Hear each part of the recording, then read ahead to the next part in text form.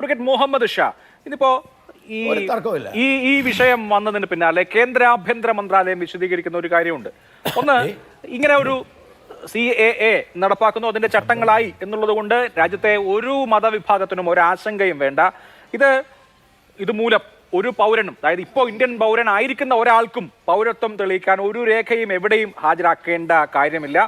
അനധികൃത കുടിയേറ്റക്കാർ, ഇപ്പോൾ ബംഗ്ലാദേശിൽ നിന്നുള്ള കുടിയേറ്റക്കാർ പല സംസ്ഥാനങ്ങളിലുണ്ട്, വിശേഷിച്ച് പശ്ചിമ ബംഗാളിലുണ്ട്. അനധികൃത കുടിയേറ്റക്കാരെ തിരിച്ചയക്കാനുള്ള ഒരു പദ്ധതിയുമില്ല, അങ്ങനെ ഒരു വ്യവസ്ഥയും ഈ നിയമത്തിലില്ല. അങ്ങനെ തിരിച്ചയക്കുന്നത് സംബന്ധിച്ച് ഒരു രാജ്യവുമായി ഒരു കരാറുമില്ല.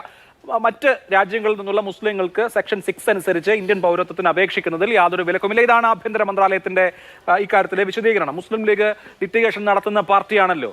ഇപ്പോഴത്തെ CAA കൊണ്ട് ഇന്ത്യയിലെ ന്യൂനപക്ഷങ്ങൾക്ക് എന്താണ് പ്രശ്നം?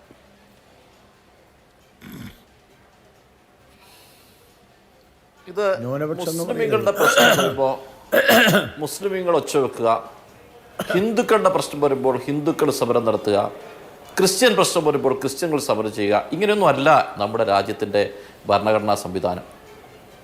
ഒരു കോൺസ്റ്റിറ്റ്യൂഷണൽ വയലേഷൻ ഉണ്ടായാൽ, ഒരു മൗലികാവകാശത്തിൻ്റെ വയലേഷൻ ഉണ്ടായാൽ അത് വയലേഷനാണ്. എന്നെ ബാധിക്കാത്തത് കൊണ്ട് ഞാൻ വയലേഷനാണെന്ന് പറയാൻ പാടില്ല.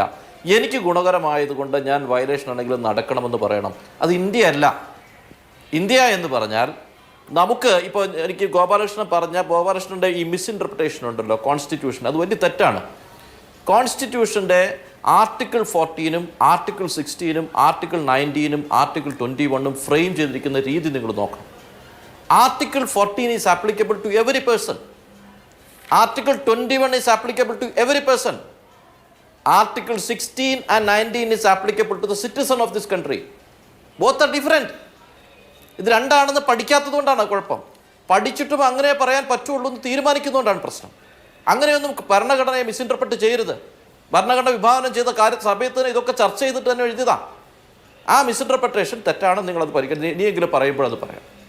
രണ്ടാമത്, നമ്മളിപ്പോൾ ക്ലാസിഫിക്കേഷൻ ആർട്ടിക്കിൾ 14-ൻ്റെ ഞങ്ങൾ ഇൻഫ്രിഞ്ച്മെൻ്റ് ഉണ്ടെന്ന് പറയുന്നത്, ക്ലാസിഫിക്കേഷൻ നടത്തുമ്പോൾ ഒരു രാജ്യത്ത് നിന്നും മറ്റൊരു രാജ്യത്തേക്ക് വരുന്ന ഒരു മൈഗ്രൻ്റ്, ഒരു കുടിയേറ്റക്കാരൻ, അയാളെ അവിടെ പൊളിറ്റിക്കലി പെർസിക്യൂട്ട് ചെയ്യാം, റിലീജിയസ്ലി പെർസിക്യൂട്ട് ചെയ്യാം, കാസ്റ്റിൻ്റെ പേരിൽ പെർസിക്യൂട്ട് ചെയ്യാം, മറ്റ് റീസണിൻ്റെ പേരിൽ പെർസിക്യൂട്ട് ചെയ്യാം, പീഡനം നടത്താം.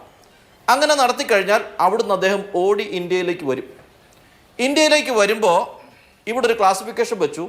പൊളിറ്റിക്കലായിട്ടോ ജാതിപരമായോ മറ്റ് കാരണങ്ങളോ പ്രോസിക്യൂഷൻ നടത്തിയാൽ നിങ്ങൾക്ക് പൗരത്വം ഇല്ല. മതത്തിൻ്റെ പേരിൽ പ്രോസിക്യൂഷൻ നടത്തിയാൽ നിങ്ങൾക്ക് പൗരത്വം നൽകും. ഈ ക്ലാസിഫിക്കേഷൻ തെറ്റാണ്.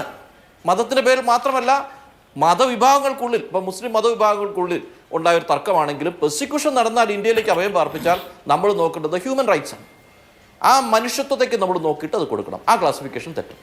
രണ്ടാമത്തെ ക്ലാസിഫിക്കേഷൻ, ഇന്ത്യക്ക് തൊട്ട് അയൽ രാജ്യങ്ങളായ പാകിസ്ഥാൻ, അഫ്ഗാനിസ്ഥാൻ, ബംഗ്ലാദേശ്, ഈ 3 രാജ്യങ്ങളെ സെലക്ട് ചെയ്തു. ഇൻറ്റൻഷനലി മ്യാൻമാറിനെയും ശ്രീലങ്കയും ഒഴിവാക്കി. ഇനി പറയുന്നു പാകിസ്ഥാനും ബംഗ്ലാദേശും ഇന്ത്യ വിഭജനവുമായിട്ട് ബന്ധമുണ്ടെന്ന്. അഫ്ഗാനിസ്ഥാനോ? ഒരു ബന്ധവുമില്ല. ഈ 3 രാജ്യങ്ങളിൽ നിന്നും ഇന്ത്യയിലേക്ക് വരുമ്പോൾ രാജ്യങ്ങളെ തമ്മിൽ ക്ലാസിഫൈ ചെയ്തു. അത് തെറ്റാണ്. അങ്ങനെ ക്ലാസിഫൈ ചെയ്ത് പൗരത്വം കൊടുക്കാൻ പറ്റില്ല. പൗരത്വം എന്ന് പറഞ്ഞാൽ അടിസ്ഥാനമാണ്. It is totally connected with the nationality of the കൺട്രിയാണ്. അതിന് നിങ്ങൾ അങ്ങനെ ക്ലാസിഫൈ ചെയ്യാൻ പറ്റില്ല. ആ ക്ലാസിഫിക്കേഷൻ തെറ്റാണ്. രാജ്യങ്ങളെ ഒഴിവാക്കിയ ക്ലാസിഫിക്കേഷൻ. അതിനുശേഷം അടുത്തത്, നിങ്ങൾ ഇങ്ങോട്ട് വരുന്ന ആളുകളിൽ പെർസിക്യൂഷൻ റിലീജിയസ് ആയിട്ട് നടന്നു കഴിഞ്ഞാൽ അതിൽ പെടുന്ന ഇന്ന മതക്കാരെ ഒഴിച്ച് ബാക്കിയുള്ളവരെ മാത്രമേ കൊണ്ടുവരികയുള്ളൂ. ഉദാഹരണത്തിന് ഇപ്പോൾ മ്യാൻമാറിൽ നിന്നും ഇന്ത്യയിലേക്ക് വരുന്ന ഒരാൾ, അതിൽ മുസ്ലിമുകളെ ഒരുപക്ഷെ പെർസിക്യൂട്ട് ചെയ്തേക്കാം. അവിടെ മുസ്ലിമുകളെ സപ്പോർട്ട് ചെയ്ത ഹിന്ദുക്കളുണ്ടാകാം. വർഗീയമായി പെർസിക്യൂഷൻ നടന്നതിനെ എതിർത്ത ഹിന്ദുക്കളുണ്ടാകും. അവരും പെർസിക്യൂഷൻ വഹിച്ചെന്നിരിക്കും. അവരവിടുന്ന് പലായനം ചെയ്ത് ഇന്ത്യയിൽ വന്നിരിക്കും. അവിടെ വരുമ്പോൾ ഇവിടെ വരുന്ന ആളുടെ മതം നോക്കി പൗരത്വം കൊടുക്കാൻ തീരുമാനിക്കും. പൗരത്വം എന്ന് പറഞ്ഞാൽ ഒരാൾക്ക് കൊടുക്കാൻ ഇന്ത്യ പോലൊരു രാജ്യം തീരുമാനിക്കുന്നത് മാനുഷികമായ പരിഗണനയിൽ നിന്നുകൊണ്ടാണ് നമ്മൾ കൊടുക്കുന്നത്. അദ്ദേഹം അത് ആഗ്രഹിക്കുന്നുണ്ട്. അദ്ദേഹം കൊടുക്കുമ്പോൾ അദ്ദേഹത്തിൻ്റെ പേര്, നാളെ, ഐഡൻറ്റിറ്റി, അദ്ദേഹം വന്ന രാജ്യം, അദ്ദേഹത്തിൻ്റെ മതം, ഇതൊക്കെ പരിശോധിച്ചാൽ കൊടുക്കാൻ പോകുന്നതെന്ന് പറഞ്ഞാൽ അത് ഇന്ത്യയുടെ കോൺസെപ്റ്റ് അല്ല. അപ്പോൾ ആർട്ടിക്കിൾ 14-ൻ്റെ വയലേഷൻ കാണിച്ചുകൊണ്ട് നിങ്ങളിത് കൊണ്ടുവരുമ്പോൾ, നിങ്ങൾ ഗാന്ധി എല്ലാവരും നിങ്ങൾ കോട്ട് ചെയ്യല്ലേ? നിങ്ങൾ കോട്ട് ചെയ്യുമ്പോൾ ഒരു കാര്യം നിങ്ങൾ മനസ്സിലാക്കുക, എക്സ്ക്ലൂഷൻ ഇവരാരും പറഞ്ഞിട്ടില്ല. ഈ എക്സ്ക്ലൂഷൻ നടത്തി എന്നുള്ളതാണ് അതിനകത്തെ പ്രശ്നം. ആ എക്സ്ക്ലൂഷൻ നടത്താതെ, രാജ്യങ്ങളെ എക്സ്ക്ലൂഷൻ നടത്താതെ, പെർസിക്യൂഷന്റെ മോഡിനെ നിങ്ങൾ എക്സ്ക്ലൂഷൻ നടത്താതെ, മതങ്ങളെ എക്സ്ക്ലൂഷൻ നടത്താതെ മുഴുവൻ ആളുകൾക്കും പൗരത്വം കൊടുക്കണമെന്നാണ് ഞാൻ പറയുന്നത്. അത് മനുഷ്യാവകാശ പ്രശ്നമാണ്, അതൊരു മാനുഷിക പ്രശ്നമാണ്, അത് കൊടുക്കേണ്ടതുണ്ട്. ഹിന്ദുവായ ആളുകൾക്ക്, സിഖുകാരായ ആളുകൾക്ക്, ക്രിസ്ത്യാനികളായ ആളുകൾക്ക്, പാഴ്സികൾ ഇന്ത്യയിൽ വന്നാൽ അവർക്ക് കൊടുത്തേ മതിയാവും, കൊടുത്തിരിക്കണം. അതുപോലെ തന്നെ വരുന്ന മറ്റു മതക്കാർക്കും കൊടുത്തിരിക്കണം എന്ന് പറയുമ്പോൾ വളരെ ലാഘവത്തോടെ യാതൊരു ഒരു ബുദ്ധിമുട്ടുമില്ലാതെ പറയുകയാണ് ഞങ്ങൾ ഇന്നേറെ ഒഴിവാക്കുന്നതിൽ തെറ്റൊന്നുമില്ല, ഒഴിവാക്കേണ്ടതാണ് എന്ന് പറയാൻ പറ്റുന്നു എന്നുള്ളതാണ് പ്രശ്നം. അങ്ങനെ പറയുമ്പോൾ ഇന്ത്യ പോലൊരു രാജ്യത്തെ ഒരു ബഹുസ്വര സമൂഹം അത് കേൾക്കുമ്പോൾ അത് എങ്ങനെയാണ് അവരെ കാണുന്നത് എനിക്കറിയാം, എനിക്ക് സാധിക്കില്ല. ഉദാഹരണത്തിന് മണിപ്പൂരിൽ ക്രിസ്തീയ ദേവാലയങ്ങൾക്കെതിരെ അക്രമം നടക്കുമ്പോൾ അതിന് ഐക്യദാർഢ്യം, ആ അക്രമം നടത്തുന്നത് തെറ്റാണ് എന്ന് പറയുന്നതിന് വേണ്ടി അവിടെ മുസ്ലിമും ഹിന്ദുവും എഴുന്നേറ്റ് നിൽക്കണം. അതാണ് ഇന്ത്യ.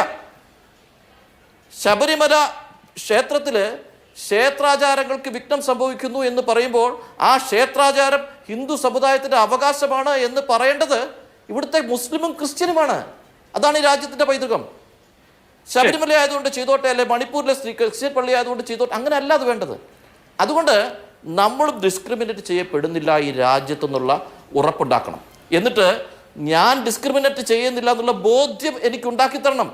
ആ ഉണ്ടാക്കി തരിക എന്നുള്ള ചുമതല ഇന്ത്യയിലെ ഓരോ വ്യക്തിയുടെയുമാണ്. ഇവിടെ ഒരു പൊളിറ്റിക്കൽ പാർട്ടി ഇരുന്നിട്ട് അവരുടെ അജണ്ടയാണ്, അവരുടെ നയമാണ് എന്ന് പറഞ്ഞിട്ട് നിയമങ്ങൾ കൊണ്ടുവരികയാണ്.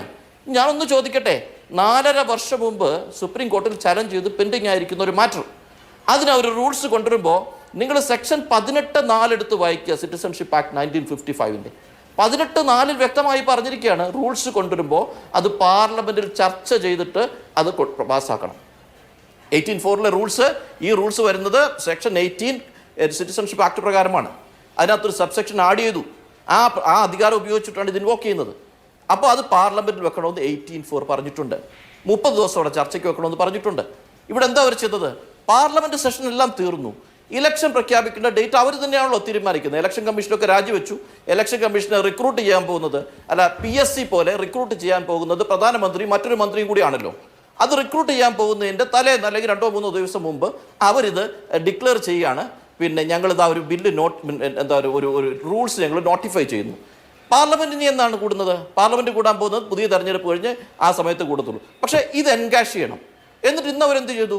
അവർ പോർട്ടൽ ഓപ്പൺ ചെയ്തു, ആപ്ലിക്കേഷൻ കോൾ ഫോർ ചെയ്തു, അവർ ഇംപ്ലിമെൻറ്റ് ചെയ്യാണ്. അത് ഇവിടുത്തെ ഞാൻ പറയാം, ഇവിടുത്തെ ഈ പിന്നെ ലീഗൽ പ്രൊസീഡിങ്സ് മുഴുവൻ വയലേറ്റ് ചെയ്യുന്നതിന് യാതൊരു ബുദ്ധിമുട്ടും അവർക്കില്ല.